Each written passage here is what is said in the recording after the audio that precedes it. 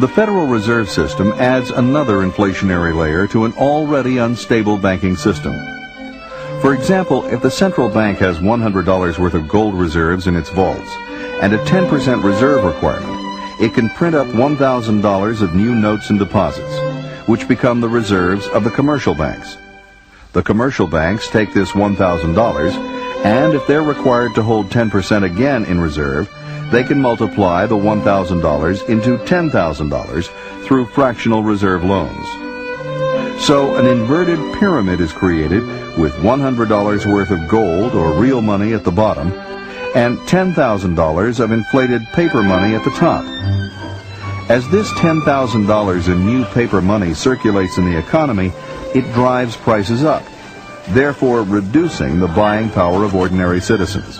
When they spend that money, the people who get the new money first and are able to buy products with it benefit, and the people who get it at the end lose, because when they go to spend it, prices have already gone up, and so they're able to buy less.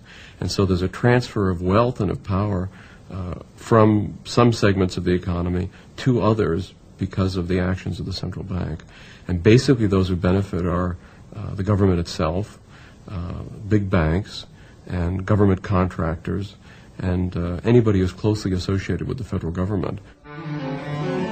By making enormous amounts of credit easily available, the Fed can also drive down interest rates, sending out the wrong signal to investors. It sets in motion an unsustainable investment boom that carries with it the seeds of its own destruction. It's this business cycle that is ultimately responsible for economic disasters such as the Great Depression. Soon after the Federal Reserve was established, the U.S. entered World War I. Once again, the government temporarily abandoned the gold standard to print more money to finance the war effort. The U.S. government borrowed heavily, and the national debt ballooned from $1 billion to $27 billion. A sharp spike of inflation followed. This set off a cycle of rapid expansion and contraction in the economy. To dampen the overheated economy, the Fed halted its inflation, causing interest rates to nearly double over the next 18 months.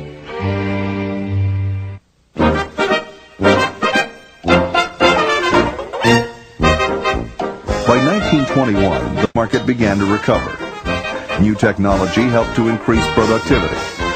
Markets developed for new cars and appliances. The 1920s were a period of extraordinary growth. But behind the scenes, much of this growth was distorted by a Fed-generated inflationary credit expansion. This was the roaring 20s. This was a period of increasing affluence. That hid the inflation from American economists.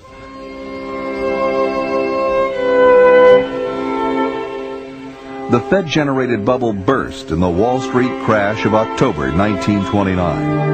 Speculators who had borrowed money to buy shares when bank credit was readily available saw the stock market lose 1/3 of its value. Bank loans totaling $7 billion were outstanding. As the speculators defaulted on their loans, bank failures spiraled and the Great Depression set in. Depositors lost their bank accounts, both their savings deposits and checking deposits. They saw them disappear into thin air. In 1932, Franklin D. Roosevelt was elected president and quickly implemented a New Deal policy of spending us to prosperity. Even though we needed lower taxes and lower spending, his administration would seek unprecedented amounts of money to finance its big government programs. In his inaugural speech on March 4th, 1933, Roosevelt vowed to put an end to poverty and the unemployment lines and get people back to work. It didn't work. The Depression got worse, thanks to increased central planning. FDR only succeeded in making the monetary system even less sound. Just after taking office, the president declared a 4-day nationwide bank holiday, absolving the bankrupt fractional reserve banks of any need to repay their depositors. But before the banks reopened, the Roosevelt administration had to come up with a scheme that would lead people to believe that new deposits would be safe. It created the Federal Deposit Insurance Corporation to lull the public into a sense of security. In reality, the Federal Deposit Insurance Corporation holds just half of 1% of all the deposits it insures. But what people are counting on is that the Fed, as the lender of last resort, would step in and print whatever money would be necessary to prevent a massive bank run.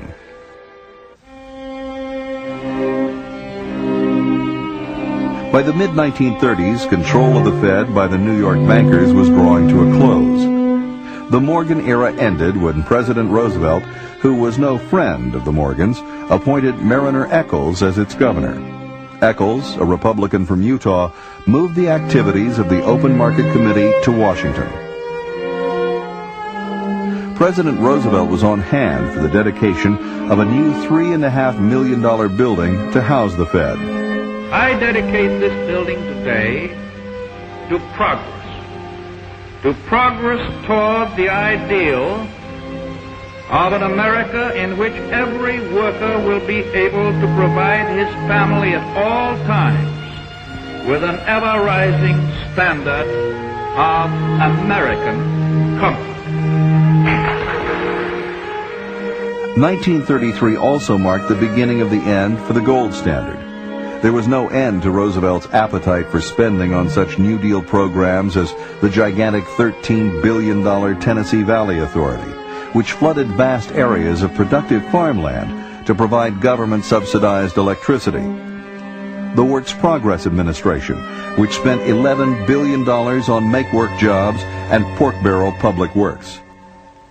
But the U.S. currency was tied to gold, which limited the amount of money the Fed could print to pay for these costly projects. So the government scrapped the gold standard for American citizens in 1933, and then Roosevelt confiscated the people's gold.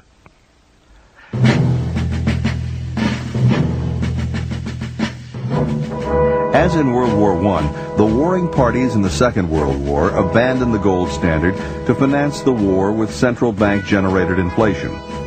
After the war, there was an attempt to use the prestige of the gold standard to establish a global inflationary system.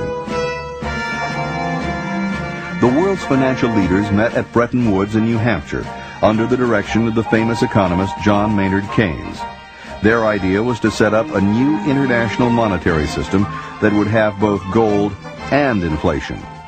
Under this system, the U.S. dollar would be redeemable in gold, but only for foreign official institutions, central banks and foreign governments, at the rate of $35 per ounce. All other currencies would have fixed exchange rates with the U.S. dollar, and they would be redeemable in U.S. dollars. The New York Times editorialist Henry Hazlitt was one of the first to realize that this semi-gold standard would not succeed.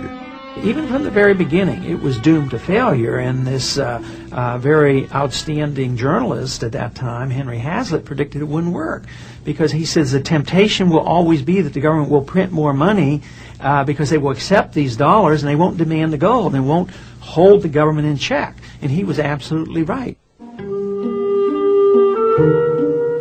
During the 1960s, the U.S. government was trying to meet the cost of massive social welfare programs at home and the Vietnam War abroad. By printing more money, President Lyndon Johnson believed, the U.S. government could accomplish its goals without raising taxes, which may have caused a taxpayer revolt. In other words, it could have both guns and butter. We will make sure that every dollar is spent with the thrift and with the common sense which recognizes how hard the taxpayer worked in order to earn it. But the more money the U.S. printed, the more it eroded the value of the dollar. Nervous foreigners began redeeming their dollars in gold, as they were entitled to do under the Bretton Woods Agreement.